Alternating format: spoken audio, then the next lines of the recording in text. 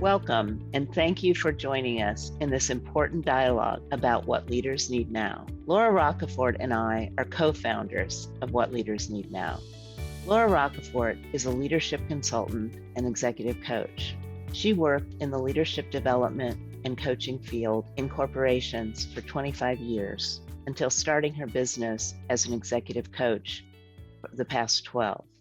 I have worked in the field of executive coaching and leadership development for the past 30 years. Together, we've worked with thousands of clients across the country, helping them build performance and success, elevate cultures, and maybe most importantly, learn and grow into who they are. When we started, Andrea, with What Leaders Need Now, we saw it as this opportunity to have a conversation and to do some research and really impact what was going on in the last several years.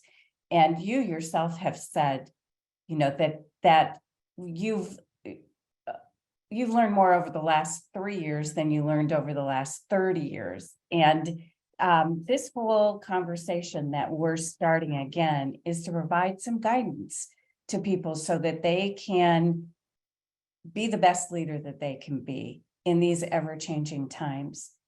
And we both believe that leaders need to be able to support their teams and guide their teams. So that's what we hope these conversations will bring. So I want to give a little bit of background as to why we've chosen these three attributes of compassion, courage, and humility to focus on in this series, in this podcast series. And I like to think of leadership, leaders and leadership in terms of archetypes. And these archetypes exist in every company and probably every function. And we all know about and think about the 50s style command and control leader, the Theory X manager. And sometimes we think, well, haven't those people died off? Hasn't the 50s style manager died off? And literally, how could they still be around? How could they still be there? But their proteges are still out there in the workforce. And I think they're characterized, or at least the ones that we see, they're characterized by the self-focused, self-serving leader that surrounds him or herself with people that they feel comfortable with, people that they're familiar with, that they've been with a while. They are protect the status quo, and they engage in behaviors that are at their best cringeworthy and sometimes at their worst unethical. And what we found in the last 3 years is that people are on their last nerve. And so these kinds of leaders, I believe, got highlighted. And these behaviors got highlighted. So what we set out to do, and I took it on as a research project, was look at, well, what's the antithesis of this archetypal leader? And the three attributes that we identified were compassion, courage, and humility. In your work, Laura, you've certainly seen examples of where the kind of leadership behaviors I'm describing are just simply no longer tolerable. Have you seen an acceleration of that? Oh, I have. Since we began these podcasts, I've seen a lot of my clients that I've been working with have wanted to quit, or they've wanted to step back in their career and do something entirely differently, stay home, or they've faced some too frequent and too overwhelming experiences for them, whatever those might be. And some of those have been losing team members to other companies and losing them to remote work. Some of it has been trying to deal with supply chain issues while still generating revenue. I've had that with some of my clients. They've also experienced organization leadership who has a desire to bring them back to work and they want to stay home. And so there's all of those things emerging. And during this time, we're trying to understand what that is, rather than trying to push. I think what's happening is we're trying to push the old way while we're emerging into a new way. And what I think we need to do is pause and stop and listen. And as you know, you said, Andrea, we need to show compassion. We need to be curious. We need to think about what is it that's changing in our world and come together on that, rather than continuing to push. I'm pushing my hands together. We need to come together and, link hands with one another for the future. The very idea that an old solution will work for this new problem is foolish, and we don't know the answers. We don't know the answers, and we have said so many times, Laura, it's presumptuous to say, well, we know what leaders need now. We are suggesting answers, and we are also posing it as a question. And that's what we seek to do in this series as well, is to ask the question, what do leaders need now? Because it is an ongoing question and an ongoing dialogue, because we don't have a crystal ball into the future. What we do know is a lot of what won't work anymore. And people are telling us that. One of my clients recently said, we just need leaders who care. That's a data point of research on compassion. We just need people who care. I have to tell you a quick story. Zoom discounted me 30%. I don't know if that happened to you, if you're due. And I found a feedback place to thank them for that. And I said, people have gone through hard times. And for you to do that, to offer that 30% discount, is an act of kindness and an act of compassion for the changes that people have been going through. And I think we're seeing some of those relevant examples. We're also seeing a lot of things that aren't examples of that, but you and I are going to be capturing those as we go along with the stories that we present in What Leaders Need Now. And I couldn't be more excited to be sharing this time with you. I do want to point out, and we'll talk more about this in future episodes, and it's something that I point out in the book. We have a book coming out, What Leaders Need Now, very shortly. These 3 attributes are not something that are simple skills to learn. We don't take a training class and all of a sudden this archetype of the command and control leader is suddenly transformed into one with great compassion, courage, and humility. And we talk about development, reflection, and acknowledgement. And while I believe we all have the potential to hone and develop these things, these are not easy things to transform in oneself. These take a deep uncovering. And many leaders have these qualities, and many are leading with these qualities. But this is something that takes a decision to act and a decision to transform something in oneself. And there is work to be done if we want to embrace a new way of approaching this work. So Laura, the way we're planning to structure this series is to start with the 3 leadership attributes. And we have some great guests lined up to begin with compassion. One who's an expert in compassion for others, and another who's an expert in self-compassion. And in a spirit of being forthright and open about what's going on in our own lives, you, Laura, are going through some life-changing and extremely emotional and difficult circumstances. And so we thought it would be important to share with the audience a little bit of background on that at this time. I think we talked a lot about this, Andrea, about the why of that, and that we know that people are always going through things in their lives. And sometimes we want to separate the person and the work. And what you've done so graciously with me, and I'll talk about that in a moment, is just kind of let me go through what I'm going through and still work and still be a part of what we're doing together. And we'll be talking about that as we go along. But yes, just a few short weeks ago, my husband of 33 years was diagnosed with ALS, also known as Lou Gehrig's disease. And I've discovered that I live in a bit of a parallel universe right now.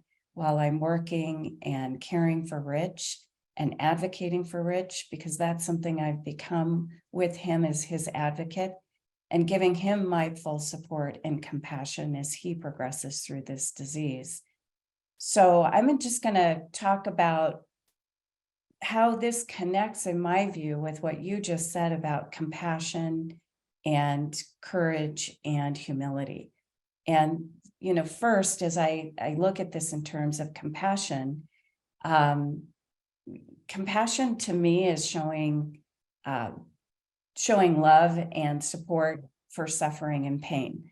And so supporting Rich through that, when he's afraid, when we don't know what we're walking into, we don't know what's coming next, that I don't know either, but it's important that I give him and me the opportunity to just talk and be a good listener and be empathetic. And I am not a hero. I'm not perfect in this experience. I know that I need to give myself self-compassion. I need to take breaks. I need to go for walks. I need to breathe. I need to see a therapist. I need to get massages. But also, I need to be there for Rich completely. And our relationship has changed from one of conversations about the future to one about now. And I think that's where compassion lies most, is understanding where we are in this moment, not getting too far out ahead of ourselves. Something that's been really astounding is the amount of people who write us letters, sent us cards, texts. And I think if we did that as a regular thing with each other, just when things are hard, and we know we heard about those things over the last several years, people doing kind things for each other. But I think kindness is really important when we're going through tough things. The second thing is courage. There's so much I don't know and can't know, but I have become a fierce advocate for Rich, talking, learning, growing, talking to people, stepping up for him, asking his permission to speak on his behalf. We've changed in terms of how we talk to each other about life courageously. We're open, we're honest, we're reflective. And that courage is something I never even thought I had. Things I'm able to do that I didn't think I would be able to do are happening as I care for Rich. And I think there is that natural capability in each of us to find that and pull that out of ourselves when we're in unfamiliar situations as leaders, and we walk into those all the time. I want to close by saying that allowing people to help me and letting in compassion and generosity has not been easy for me. I'm a person who likes to do it all by myself. I feel like it's my responsibility. I'll take it on, I'll take the hill. And having people help me is really hard, but Rich has a team of 10 people that are helping in his care, and they are amazing. Each one individually is amazing. We've got, a neurologist, we've got a nutritionist, and each person's experience is separate from the others, but they come together, they work together, they talk together. And from the highest paid to the lowest paid, they're a team.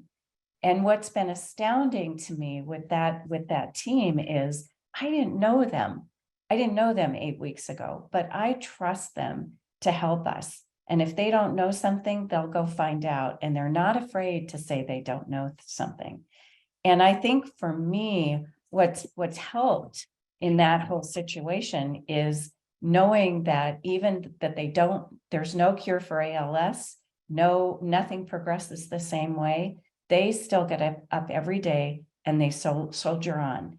they have a pure desire to find that cure and to find the reason why people are getting ALS, 30,000 people a year. And I've begun to trust them all so much. And I just wonder, what if in our leadership, we looked at each other in that way? We said that each part creates the whole, and each part makes us better, and it doesn't matter where we fall on the hierarchy. And that we knew that humility is the key to lifelong learning, that not standing out as the best or the most. And boy, has that been earth-shaking for me. What if, Laura? What if? What if? That's beautiful.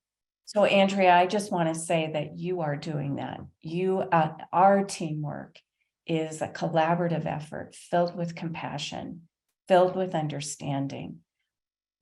Behind the scenes, and I'm sure we'll talk about this as we go, I'm doing my part, but it's less than it would have been if we had started this before Rich's ALS diagnosis. But we are definitely showing all of these things in our work together and learning together how to do that. And I just want to thank you for the gifts that you've given me. I appreciate them very much.